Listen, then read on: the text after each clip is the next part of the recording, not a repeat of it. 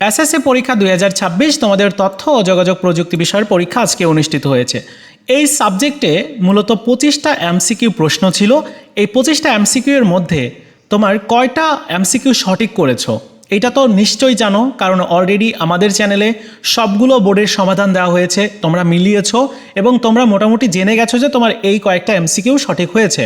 তাহলে এই 25টা এমসিকিউ এর মধ্যে যদি তুমি পাস করতে চাও তাহলে তোমার কয়টা এমসিকিউ সঠিক করতে হবে বা পাস মার্কটা কত সেই বিষয়টা আলোচনা করব। এর পাশাপাশি তুমি 25টা এমসিকিউ এর মধ্যে কত মার্কস পেলে বা কয়টা এমসিকিউ সঠিক হলে তুমি A+ পেতে পারো, এই বিষয় নিয়ে বিস্তারিত আলোচনা করব। তো চলো শুরু করা যাক। শুরুতে এই 25টা এমসিকিউ এর মধ্যে কত মার্কস পেতে হবে তোমার পাস মার্কের জন্য। পাস মার্কের জন্য তোমার ন্যূনতম 8 মার্ক পেতে হবে যদি তুমি পাস করতে চাও। অর্থাৎ যদি তুমি 8 মার্ক পেয়ে যাও বা 8টা এমসিকিউ সঠিক হয়ে যায় তাহলে তুমি পাস করে যাবে। এখন যাদের এর থেকে কম হবে অর্থাৎ 7টা হবে, কারোর 6টা হবে, তারা কিন্তু পাস করবে না, তারা ফেল করে যাবে এই সাবজেক্টে। আশা করি বিষয়টা ক্লিয়ার। এখন দ্বিতীয় যে বিষয় সেটি হচ্ছে A+ পাওয়ার জন্য তোমার কয়টা এমসিকিউ ন্যূনতম সঠিক থাকতে হবে।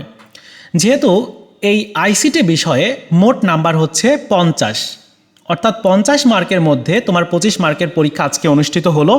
এদিকে আবার প্র্যাকটিক্যাল পরীক্ষা হবে, সেখানে আবার 25 মার্ক থাকবে। তাহলে এই প্র্যাকটিক্যালের 25 এবং এই তোমার এমসিকিউ এর 25, এই টোটাল হচ্ছে তোমার 50 মার্ক। এই 50 মার্কের মধ্যে তোমাকে A+ পেতে হলে 40 মার্ক পেতে হবে। অর্থাৎ 40 যদি তুমি পেয়ে যাও কোনোভাবে তাহলে তুমি এই সাবজেক্টে A+ পেয়ে যাবে। এখন প্রশ্ন হচ্ছে যে এই 25টা এমসিকিউ এর মধ্যে তাহলে কয়টা এমসিকিউ ন্যূনতম সঠিক করতে পারলে আমি A+টা নিশ্চিত করতে পারবো। দেখো 25টার মধ্যে যদি তুমি 15টা এমসিকিউ, সর্বনিম্ন 15টা এমসিকিউ যদি তুমি সঠিক করতে পারো তাহলে তুমি A+ পেয়ে যাবে।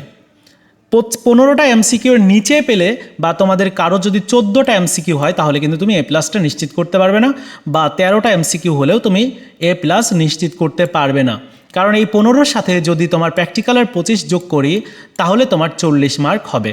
আর এদিকে যদি আমি 13-র সাথে 25 মার্ক যোগ করি তাহলে কিন্তু আর 40 মার্ক হচ্ছে না, সেক্ষেত্রে 38 মার্ক হচ্ছে, তাহলে কিন্তু তুমি A+ পাবে না। সো তোমার ন্যূনতম 15টা এমসিকিউ সঠিক করতে হবে যদি তুমি A+ পেতে চাও। এবার দ্বিতীয় বিষয় হচ্ছে যে প্র্যাকটিক্যালে তো সবারই 25 মার্ক দেওয়া হবে না, এর থেকে কম দেওয়া হবে। কারণ 23, 24, 22 সর্বনিম্ন 22 নাম্বার দেওয়া হয়, 22 নাম্বার থেকে শুরু করে 25 নাম্বার পর্যন্ত, এটাই বেশিরভাগ শিক্ষার্থী এই নাম্বারের মধ্যেই পেয়ে থাকে। সো তোমার প্র্যাকটিক্যালে আসলে তুমি কীরকম তোমার খাতায় লিখেছো কেমন, তারপর তোমার মৌখিক পরীক্ষা হবে সেখানে তুমি কতটা উত্তর দিয়েছো সেই অনুযায়ী তোমার প্র্যাকটিক্যালের নাম্বার দেওয়া হবে। এখন দেখা গেলো কোনো স্টুডেন্টের যদি 24 নাম্বার প্র্যাকটিক্যালে দেওয়া হয় তাহলে তার এমসিকিউ সঠিক করতে হবে 16টা, অর্থাৎ 16টা এমসিকিউ যদি সঠিক করতে পারে তাহলে সে A+ পেয়ে যাবে।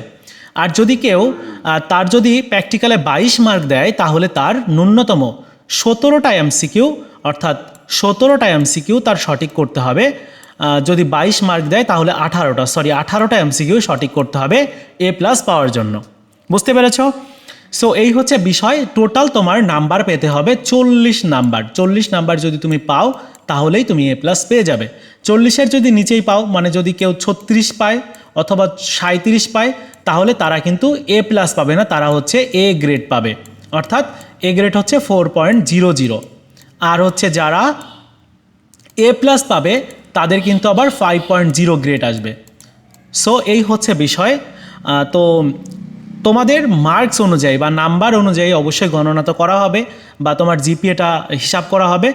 সো তুমি যদি 40 মার্ক পেয়ে যাও তাহলে তুমি আইসিটিতে A+ পাবে। যদি 8 মার্ক পাও তোমার এই এমসিকিউ অংশে তাহলে তুমি পাস করবে। যদি 8 মার্কের কম পাও তাহলে তোমার প্র্যাকটিক্যালে তুমি যত মার্কই পাও তাহলেও তোমার কোনো কাজ হবে না, লাভ হবে না, সেক্ষেত্রে তুমি ফেল বলে গণ্যিত হবে। অর্থাৎ তোমার এই এমসিকিউ অংশে 8 মার্ক পেতেই হবে। তো বন্ধুরা, এই ছিল আজকের মতো ভিডিও। আশা করি তোমাদেরকে বোঝাতে পেরেছি। ভিডিওটি ভালো লেগে থাকলে লাইকস, কমেন্টস এবং শেয়ার করবে।